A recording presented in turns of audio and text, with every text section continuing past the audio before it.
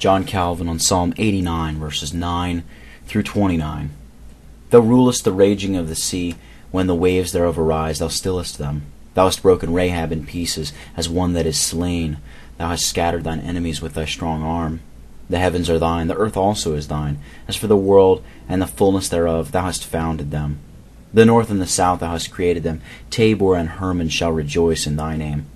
Thou hast a mighty arm, strong is thy hand, and high is thy right hand. Justice and judgment are the habitation of thy throne. Mercy and truth shall go before thy face. Blessed is the people that know the joyful sound. They shall walk, O Lord, in the light of thy countenance. In thy name shall they rejoice all the day, and in thy righteousness shall they be exalted. For thou art the glory of their strength, and in thy favor our horn shall be exalted. For the Lord is our defense, and the Holy One of Israel is our King. Then thou spakest in vision to thy Holy One, and saidst, I have laid help upon one that is mighty. I have exalted one chosen out of the people. I have found David my servant. With my holy oil have I anointed him. With whom my hand shall be established. Mine arm also shall strengthen him. The enemy shall not exact upon him, nor the son of wickedness afflict him. And I will beat down his foes before his face, and plague them that hate him. But my faithfulness and my mercy shall be with him, and in my name shall his horn be exalted. I will set his hand also in the sea, and his right hand in the rivers. He shall cry unto me, Thou art my Father, my God, and the rock of my salvation. Also I will make him my firstborn, higher than the kings of the earth. My mercy will I keep for him forevermore, and my covenant shall stand fast with him. His seed also will I make to endure forever, and his throne as the days of heaven.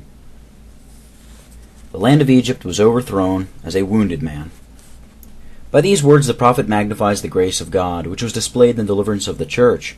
He intended to set before his own mind and the minds of others the paternal love of God, to encourage both himself and others to have recourse to him for succor with the greater freedom and alacrity. Righteousness and justice are the foundation of your throne. Love and faithfulness go before you. Quote, the ornaments with which God is invested, instead of being a robe of purple, a diadem, or a scepter, are that he is the righteous and impartial judge of the world, a merciful father, and a faithful protector of his people. Unquote. Earthly kings, from their having nothing in themselves to procure for them authority and to give them dignity, are under the necessity of borrowing elsewhere what will invest them therewith. But God, having in himself in all sufficiency, and standing in no need of any other helps, exhibits to us the splendor of his own image in his righteousness, mercy, and truth. They rejoice in your name all day long. It is declared that those who are happy, to whom it is given to rejoice in God, for although all men in common are sustained and nourished by his liberality, yet the feeling of his paternal goodness is far from being experienced by all men in such a manner as to enable them, from a certain persuasion that he is favorable to them, to congratulate themselves upon their happy condition.